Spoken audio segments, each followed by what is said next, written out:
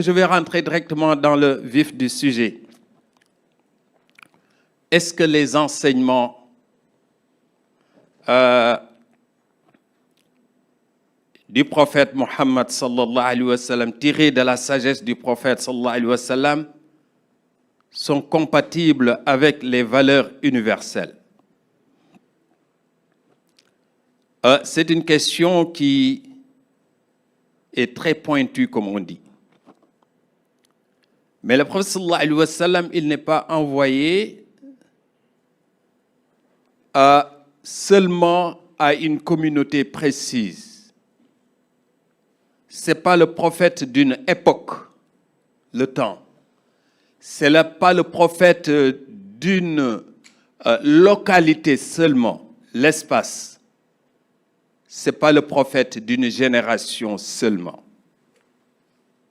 C'est le prophète de tous les temps. C'est le prophète de tous les espaces. C'est le prophète de toutes les générations. Wa ma arsalnaka illa kafatan linnas.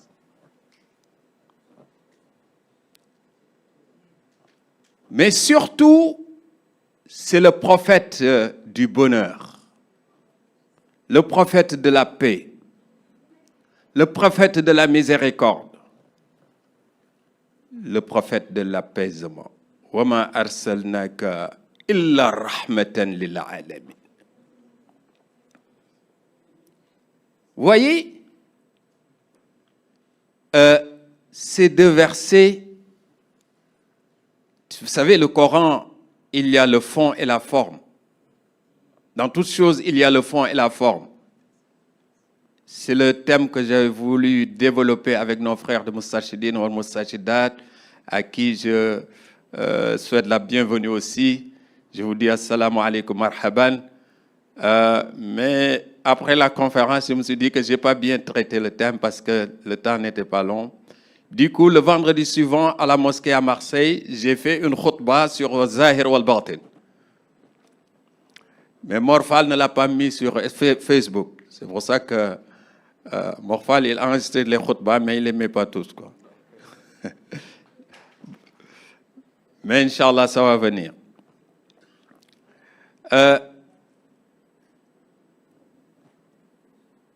Il y a le fond et la forme. Wama arsalnaka illa. Illa, c'est harful istithna, l'exception. Tellement Allah subhanahu wa ta'ala, il a de la considération pour le prophète sallallahu alayhi wa sallam, qu'il a utilisé la même forme lorsqu'il parle de lui.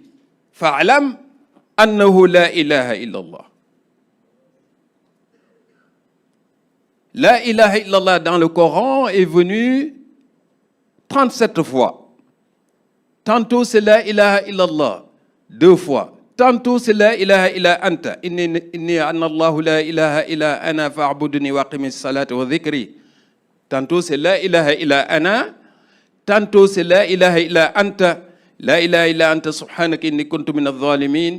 Mais plusieurs fois c'est la ilaha illa hu. Le plus célèbre que vous tous connaissez, c'est Ayatul Kursi. Mais dans cette même forme, la ilaha illa.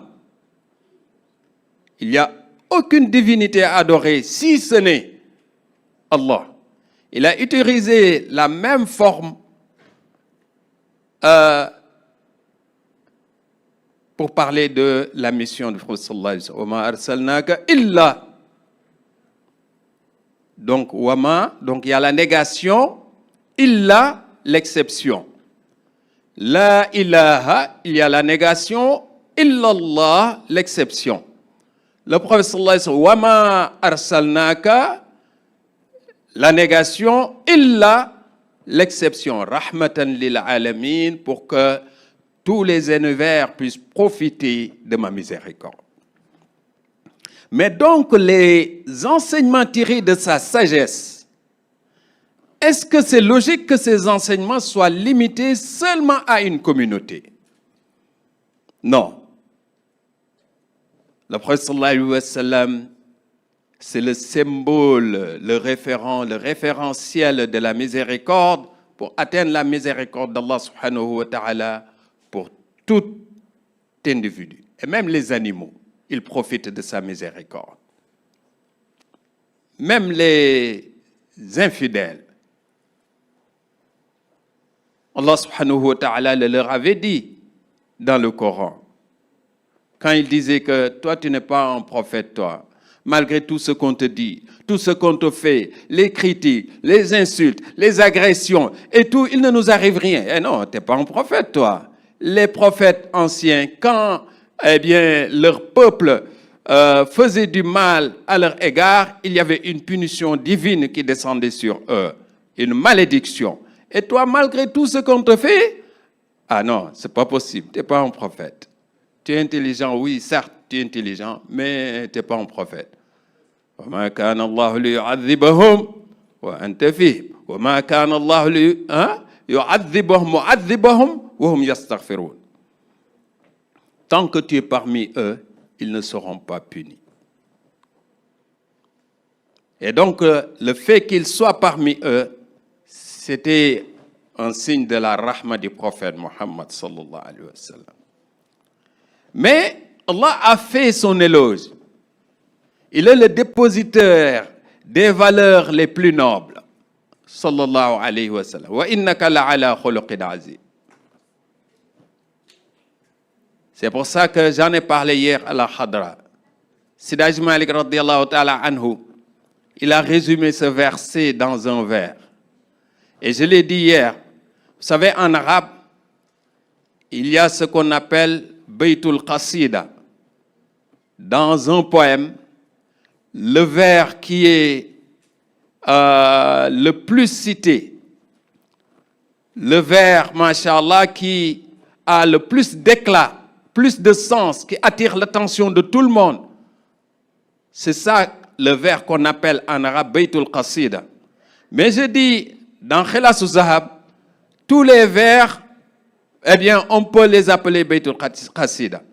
Tu ne peux pas dire que ce vers est plus fort et plus riche que tel autre vers. Mais parmi tous les vers qui composent Khilas Zahab, il y a Min kulli wasfin hamidin haza af'ala tafdilin raja'ul baraya yawma muzdahim.